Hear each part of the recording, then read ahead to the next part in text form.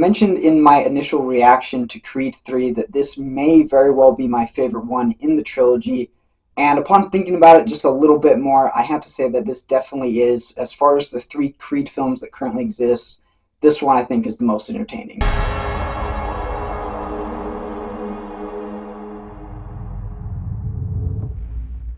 Now, the success of Creed 3 really bases itself on one specific thing, and that is the characters that they have in this film and the characters' interactions that they have with each other, particularly in the case of Adonis Creed and Damien, who are the two characters that are fighting in this film.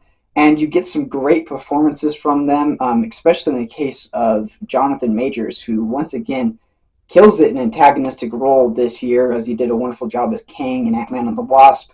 He does almost even a better job in this film, largely in part to do because this is a better film than Ant-Man and the Wasp was. But it's a very enjoyable conflict between the two. You get a lot of flashback history with them and kind of understand where this conflict is coming from. And it's really interesting and leads to a very, very entertaining and very meaningful fight to occur at the end of this movie.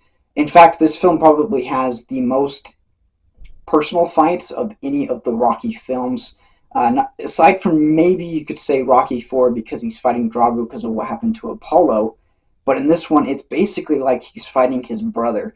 And so the relationship and the bad blood that has occurred there really leads to a very meaningful entry at the end, and something that it's going to be remembered. It's very, very well done, and I enjoyed the aspect of that storytelling.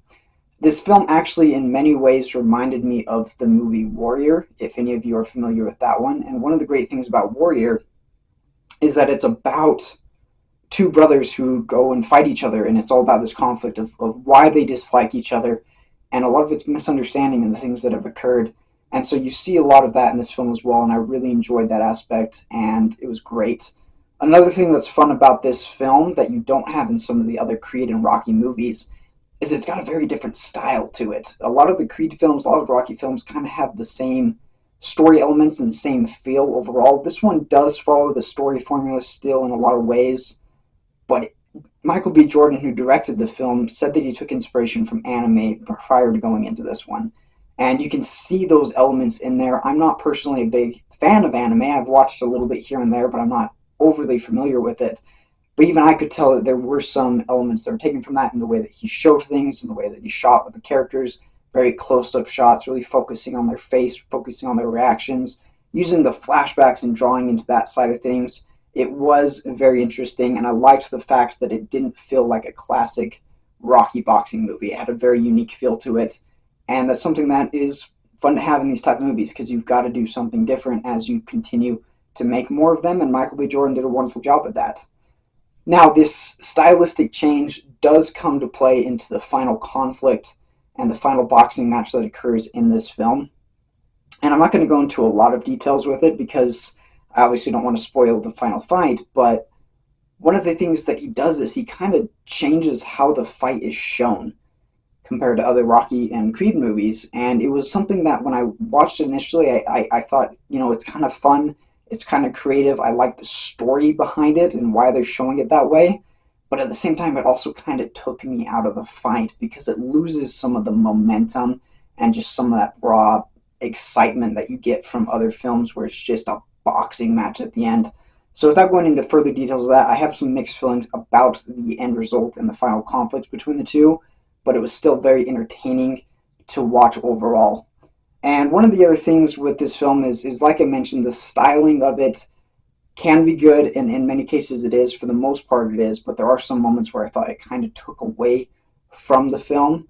There are a couple of other things in this film that I wish they would have given us just a little bit more of. For instance, Jonathan Majors. He's a great character. They do a lot with him. He's got wonderful moments. But as far as his actual fighting goes, basically you have the fight that occurs that starts the main conflict of the film, and then we don't really see him fight anyone until the final fight with Adonis. And so there's a few little fights where he's like beating up some people while he's training, but it would have been cool to see him have a couple other fights to build up his repertoire and to make it feel like he really is someone who can stand up against Adonis Creed and be able to see him do more than just that one match that we see at the beginning, which was a great match. It was a really fun sequence in the film, but I would have loved to have seen a little bit more of him and a little bit more of his fighting as it went on. So those are a couple of things that I wasn't the biggest fan of. There are some story elements and some things that occur within it that do make you question the plausibility of it. There are some things that you're like, really, is that how it would kind of go down? It doesn't make a lot of sense, but it makes for entertaining. So there are elements like that as well. They also don't do anything to acknowledge Rocky's disappearance in this film. Obviously, Rocky's not in this movie. They've talked about that beforehand. I hope that's not a spoiler. And he's not in the movie, and they never really explain why he's not in the movie. And I wish they would have at least brought some kind of conclusion to that story and the connection between Creed and Rocky, but they didn't, unfortunately. Now, as a cleanliness film is concerned, there are some things that you have to worry about in this film, mainly in the case of stuff like swearing. There's swearing in the movie. There's obviously violence in the film. None of the boxing matches or anything that you really need to be too worried about. There are some semi-bloody moments as they get scraped, as they get punched and stuff like that, but it's nothing crazy, and there's nothing as far as like sex or nudity. There's a part at the beginning where Adonis is with his wife. They kiss a little bit, but it doesn't show anything beyond that. And so really it's something that, like a lot of the other Rocky movies, it can be shown to most ages. I would recommend anyone basically young, teenagers to whatever age you desire. Younger kids you may want to be a little bit careful of, but other than that, I think you can take the whole family. I think that a lot of the kids can enjoy this one, and so can the adults. It's a great film for everyone to like.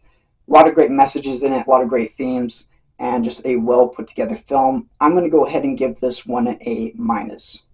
But anyways, guys, have you had the opportunity to see Creed 3 yet? If you have, let us know down in the comments what you thought. Be sure to like and subscribe, and I will see you all in the next one.